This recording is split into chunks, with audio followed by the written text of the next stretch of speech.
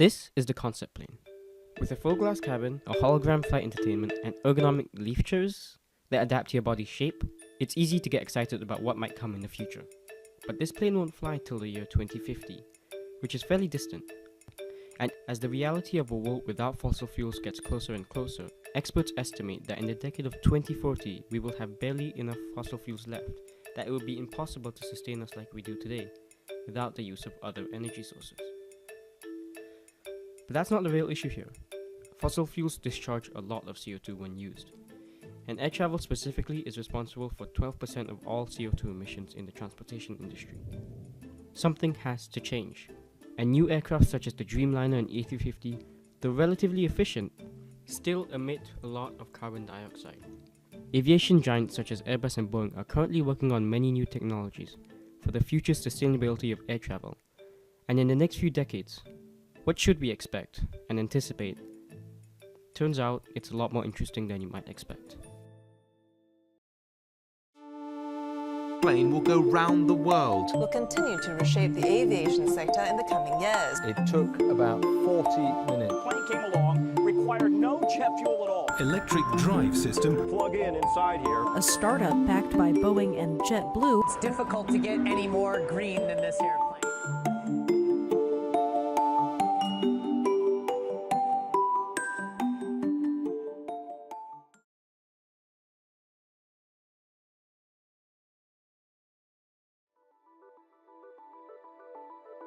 This is the Solar Impulse. It's the world's first truly solar-powered aircraft.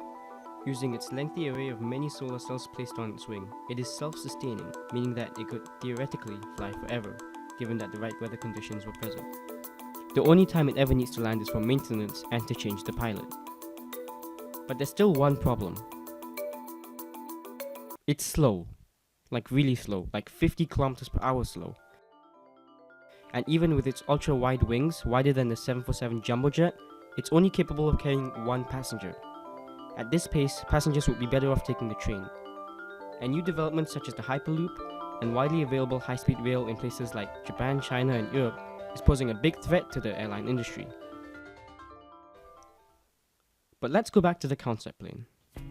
Its sustainable and ergonomic design brings about many solutions to air travel that we have yet to achieve. For example, look at the material it's going to be made out of. This fully biodegradable material made by plant fibers would be grown into the desired shape, and the material would be fitted with special artificial intelligence, allowing it to change its shape and form depending on the surrounding environment. And it could theoretically be self-repairing. The cabin could cycle from fully transparent to opaque. The seats would adapt to your body shape, giving an unrivaled level of comfort. But the initial concept of this plane was proposed over 6 years ago, and in the past few years, a lot has changed. Now, Arctic sea ice is reaching one of its lowest minimums in decades. Said that climate change is our single greatest security threat. 2015 is set to be the warmest year on record, breaking the record that was set last year. July was the warmest month ever recorded for the entire planet. The concept plane was originally planned to use a new type of fuel made by algae grown in the ocean, which could replace fossil fuels before they run out. But algae fuel is no better than fossil fuels. It still discharges a large amount of CO2 and is very damaging to the environment. So recently Airbus has been looking into other options, and electricity is what they're focusing on at the moment.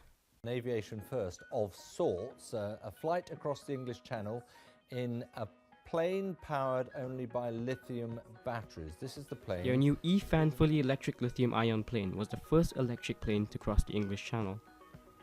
But in the field of electric planes, Airbus isn't the only one. Companies like Siemens, Pipistrel, and Aero Electric already have fully functioning electric planes that can fly up to an hour or more relying entirely on battery power. But there's only one problem, and that's the batteries themselves. They are simply too heavy to be used for commercial use. So many companies are looking into hybrid systems for partially electric planes. Currently, Airbus, Siemens, and Rolls-Royce have teamed up to develop a new hybrid electric plane called the E-Fan X, which could have its first flight as early as 2020 and reach commercial use in 2030. This aircraft has the potential to dominate the short-haul market, and even though electric planes are rather slow, for short-haul flights, speed doesn't really make a difference. and it's often the case that in short-haul flights, a propeller plane could reach the destination in the same duration of time as a turbo-engined aircraft would. But this still doesn't solve the problem with long-haul flights, which is arguably more important than short-haul flights, as they could be replaced by high-speed land-based transportations while these flights cannot. This is where hydrogen planes come into the picture. Though hydrogen hasn't had the best record with aerial transport throughout history, it has a higher energy density than electricity or jet fuel could ever reach. And in terms of range, hydrogen planes can go really far. This is HY4. It's the first 4-seater hydrogen plane that can stay aloft for up to 7 hours with a range of 1,500 kilometers and a top speed of 200 kilometers per hour. That's further than most aircraft of similar size. And unlike electric batteries, hydrogen is weightless and doesn't need to be hybrid, meaning that hydrogen planes do not discharge any carbon dioxide, given that the hydrogen was produced with clean energy. This is the type of technology that aviation giants such as Boeing have been researching for a very long time. But how exactly does it work? Hydrogen alone doesn't store any potential energy inside it. It's really the reverse process of electrolysis in water, which is used in manufacturing to separate hydrogen from oxygen.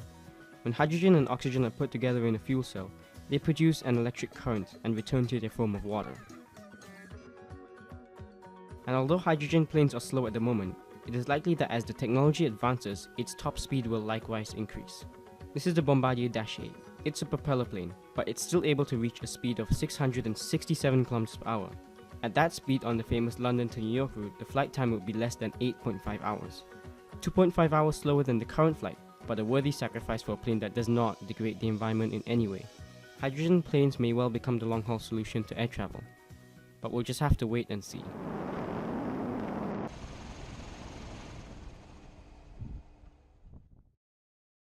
There is a lot to be excited for the future of air travel. Ever since the creation of the first wide-bodied aircraft, the 747, in 1969, planes really haven't changed much. Sure, they've become more fuel efficient, but they still all use jet engines and have essentially the same base design. If you're watching this, it's likely that you'll be living through a very interesting period of time. The rapid shift in the nature of air travel from jet fuel to cleaner and more efficient alternatives.